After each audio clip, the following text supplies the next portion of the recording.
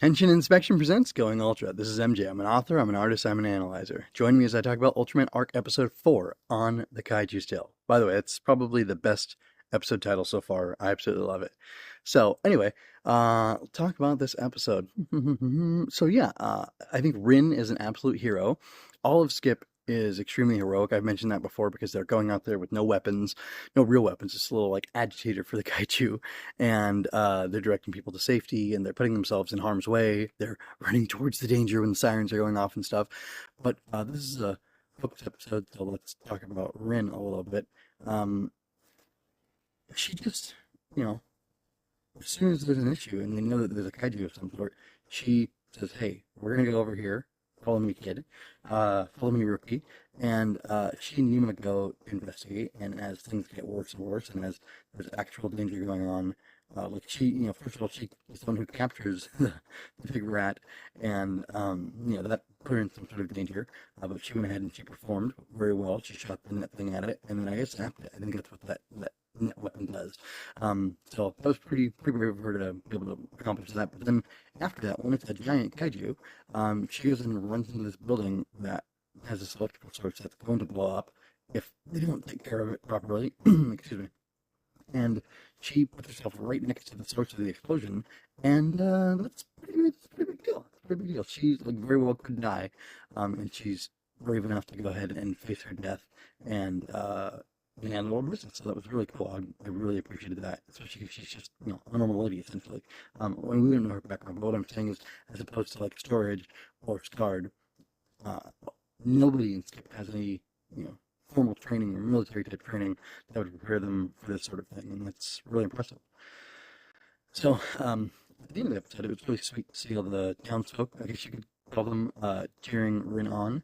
It's neat, especially with how she brought the focus on protecting people and helping them, and like Skip helping to reduce damage. I know Arc beat the kaiju, but she stopped the explosion from happening, and I would say her Yuppie shutting down the electrical thing, the die, whatever it was called, also helped to weaken the kaiju, so at least it wouldn't get any stronger to be able to do any more damage. So yeah, she's right. She did the right thing for these people. She mentioned this little thing about how she, like, it was a little input dumpy, but it was okay. How she moved around a lot, and like this little area where she was, which is whatever city it is, not Hokkaido, whatever the city is that they're in, she really feels like it's home for her. So she was really intent on protecting it, and the people there, love her for that, and that was really cool. Let me see. So I'll save that anecdote for later, maybe. So yeah, I went ahead and looked at the comments for the dub, and like the third comment down was a joke about Pikachu, and yeah, I couldn't help it, maybe because I watched as a kid, Pikachu, an electric mouse Pokemon, and I just thought, oh, this is an electric rat, so like that's pretty funny. And the name is, Nizitron, the kaiju name of it anyway, and that's kind of a Pokemon name. That's kind of cute. This is kind of cool. When Ishto called her in, he told her the rat was a species with an established history and some scientific research having already been done on it. Before Yuppie named the kaiju Nizitron, the rat was known as, the scientific name of it was Electrocamus nipponicus, which roughly translates to Japanese electric rat. I tried to look up rat there in the like scientific like the Five Kingdoms. It's called Rodentia, or Rodenta, whatever. And they're like, I can't remember the name of it, but like an American rat would be like Rodenta americanus. So Nippon is the Japanese word for Japan. So Nipponicus would be, this is an electrochemist from Japan. So that's why I said it's roughly translated as Japanese electric rat. I tried to look up Camus to see if like it came up under any other thing. I couldn't really find anything. So I want to give like a more specific, nerdy examination of the scientific name of this thing. I don't have that. I do have the text that was pulled up on the screen, and maybe I'll share that with you in a little bit. We'll see how we're doing on time. Uh, okay, so speaking of Mr. Ishida, he mentioned after the fight that it would offer him valuable data, and that is a villain red flag, at least for me, uh, being a Kamen Rider fan. Is that making anybody else suspicious? People were looking for data in Forze. The bad guys specifically wanted data in Forze, They wanted data in O's, I think. Sort of, not really. They wanted data in double for sure. And Decade, nobody was looking for data. Everybody was just looking to say, oh, I'm gonna read the Kalo. So, um, yeah, I don't know, but yeah, I mean, Ishido, he gives off some interesting vibes. I, anyway, I don't want to belabor anything. I don't want to talk too much about anything. I really like Mr. Ishido. The little snippets we've seen of him having these character moments with the other skip members, it's a lot of fun. And I don't know, I like him. I like his voice actor. I like his voice actor. And I'm really curious to see what exactly they're going to do with this character, but I just don't know. I just don't know. Uh, so I mentioned this in my short review, my Blazing Fast arc review, and I want to talk about it right now. Arcs, well, I'm going to touch on something I talked about there. But anyway, here we go. So, Arc of Sun and Armor is pretty cool. I thought it was going to be kind of dorky originally, but it's actually pretty cool. I like it. I noticed though that in the first half of the fight, the Arc suit actor, whose name is Hideyoshi Iwata, I'll tell you more about him in a few moments. He was kind of moving slowly. The movements were like jerkier, they weren't as smooth. And then when he powered up with the armor, he got faster, he got smoother, and he looked more competent and cooler.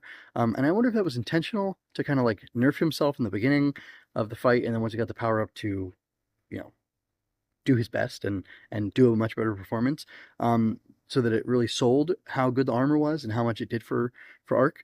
But it kind of took me out of it because I don't know, it looked fake. Like Ultraman fights always to me look pretty darn good. Like I can't really remember seeing one like, this looks dumb. I don't really buy it. You know, like sometimes there's a little too much CGI. Like I really like Jeet. I really like Jeet and Ultraman Z. Seeing him there, but like his wrecking blaster, like there's maybe a little too much. Like it's a little too busy. The effects. And I felt the same with Belly Rock from Ultraman Z. It's like it's a little too much. It takes away from it. You know, the Specium Ray is one thing. The Specium, like like the Rainbow Strike or whatever that Blazar has, is super cool, and it's very toyetic and very a lot. It's effects heavy. But like the performances around it and everything look really good and smooth and fast and powerful. But like just something in this first half of the fight, just I don't know. Tell me what you thought about that. Am I being too harsh? Um, the performances are fantastic otherwise. But I want to tell you the performances.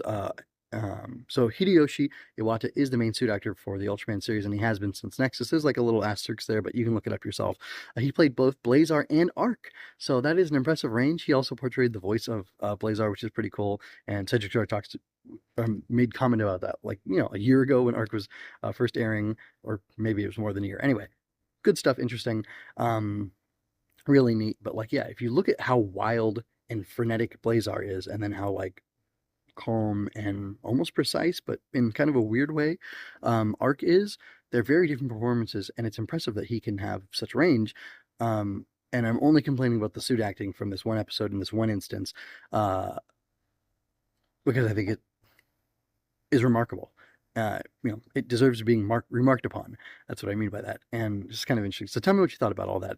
And yeah, that's it. So because I can, I'm going to read to you some information that Ishido found on this rodent of unusual size. So here we go. Research details. We discovered a particular bacterium that feeds on electricity as a source of activity in the body of this rodent. These are considered a type of so-called electric bacteria. These microorganisms are primarily produced in environments where sunlight cannot reach, such as deep sea or deep underground. Based on these results, various industries are planning to use these rats in the future for electric food production in space. On the other hand, when electricity was applied to the rats in the laboratory, the experiment also documented that the rodents went rabid immediately after being electrified. These results suggest that more detailed studies on the rodent are needed. The genome analysis of the captured rodent revealed that it is a new species in a new genus, and it was named Electrocamus nipponicus in a paper published in the following journal. So maybe that's why I couldn't find Electrocamus or Camus for anything, because by the way, rodenta means like chewer or gnawer, something that gnaws, which is what rats and mice do. Anyway, so yeah, they made up a genus, which makes a lot of sense. But the Nipponicus thing is definitely Japanese electric rat. So it's pretty cool. what did you think of the episode?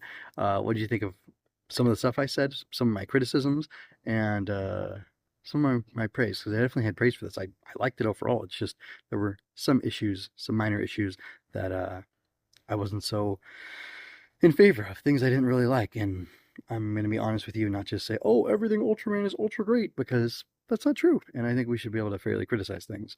And yeah, that's pretty much all I have to say. So until next time, folks, take care and keep being ultra. I hope you enjoyed that. Subscribe to keep up with me. Like and share to help me reach more people like you. And go to mjmunoz.com to find your next favorite thing. And don't forget to let your voice be heard. Stories are always better when you're part of the conversation. Until next time, be well. This is MJ signing out. This has been a Story Over Everything production.